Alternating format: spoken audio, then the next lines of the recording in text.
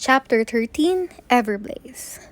But Prentice is in the plan, Sophie told herself for what felt like the 100th time as she pulled her memory log from its hiding place in the bottom drawer of her desk. Alden had given her the teal book with the silver moonlark on the cover after she'd accidentally bottled quintessence, the highly dangerous fifth element which could only be collected from one of the five unmapped stars, and had revealed the truth about her past. She'd been created as part of Project Moonlark, the Black Swan's secret genetic experiment, and after she'd been born, they'd hidden classified secrets in her brain. The memories only resurfaced with the right trigger, so she'd been recording her dreams in her memory log, along with any clues that might lead her to her kidnappers and any memory she'd recovered in the mines she'd probed. She flipped to Prentice's pages, her clammy fingers sticking to the paper as she studied the twisted nightmare scenes she'd recorded. Searching his mind had been one of the most terrifying things Sophie had ever experienced, and she couldn't imagine Prentice would want to live that way forever. But he doesn't know what he'll be waking up to, she reminded herself. A lot had changed since Prentice's mind had been broken. Years had passed, more than a decade. His son, Wiley, had grown up without him, and his wife. Sophie didn't know all the details, only that something had gone wrong while Syra was light-lipping and she'd ended up fading away. And Prentice had no idea. He would wake up expecting to find his wife and son waiting for him. Instead, he'd learned his wife was dead and his son had been raised and adopted by an old family friend. Would he be able to handle all of that tragedy? Or would the grief and guilt and anger simply shatter him all over again? Sophie sighed, stuffing the memory log away. Mind healing was turning out to be way more complicated than she'd thought. And of course, the Black Swan hadn't give her any guidance except wait for instructions and stick to the plan. Unless she ran to her door, threw it open, and slammed into a muscly goblin chest. Ow! She complained, pinching the bridge of her smashed nose. You don't have to barricade me in. Actually, I do. I figured it was only a matter of time before you tried to sneak away. I'm not sneaking away. I was going down to check the caves to see if the Black Swan replied to my note. So you weren't going to pay a secret visit to Elwyn on the way back? Why would I? Sander reached for her wrist, pointing to the ugly reddish bruise she'd forgotten about. It's not a big deal, she said, trying to pull her arm away. If you don't mind, I think I should be the one to decide that. She rolled her eyes as Sander sniffed the injury. If you lick me, I'm going to kick you. That would be like a kitten kicking a bear. His smile faded as he took another whiff. This is more than a bruise. I think it twisted the skin as he squeezed, or maybe it happened when I tried to pull away. Her little sister used to do that to her all the time. It always stung like a burn.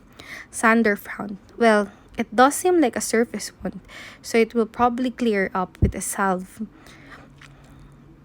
But if it's still there tomorrow, I will insist we stop by the healing center on your lunch break. Agreed?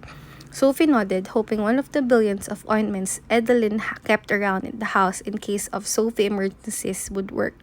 She was already holding the record for most physician visits that year, and Foxfire had only been in session for weeks. Can I go now? She asked, pulling her wrist free. Sanders shook his head. I'll check the cave. You stay here and treat the wound before it starts to fester. How do I know you won't hide your reply if you don't like it? Because secrets hinder my ability to protect you, whether I'm keeping them or you are. We need to work together. I know you're not used to trusting people, Sophie, but I'm on your side. I wish you would believe that. Sophie touched the edge of her bruise. Her skin really was stinging, and she didn't exactly love going to that creepy cave. Fine. Good. I'll be back in a few minutes, Sander said, already on his way to the door.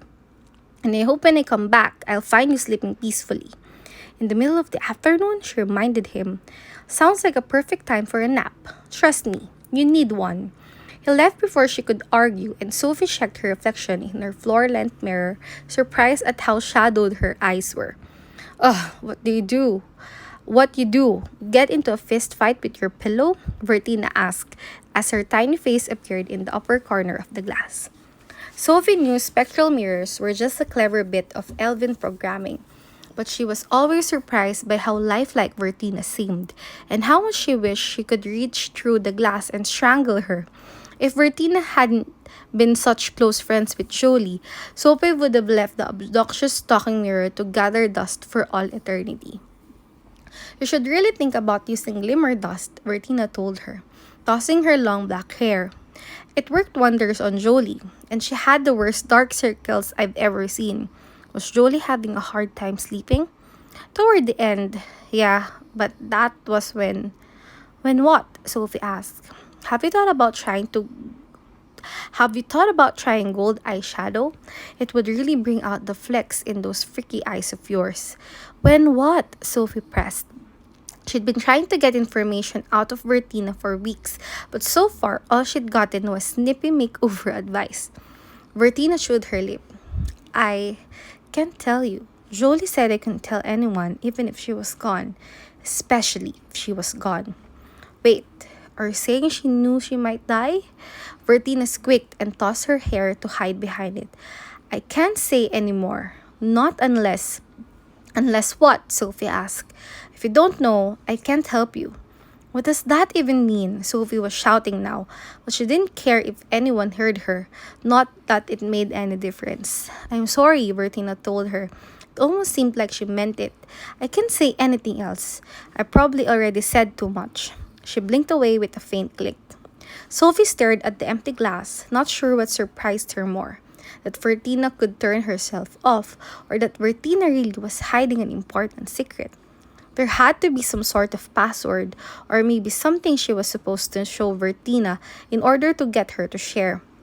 Sophie tried to figure out what would it be. She researched the huge ebony air armor in her bathroom for a salve to treat her wrist. Edeline had bought blister blast and scratches and splits and aberration persuasion. But Sophie grabbed the bruise cross, hoping it wasn't made with any sort of animal pee as she smeared the yellowish sludge over her wound.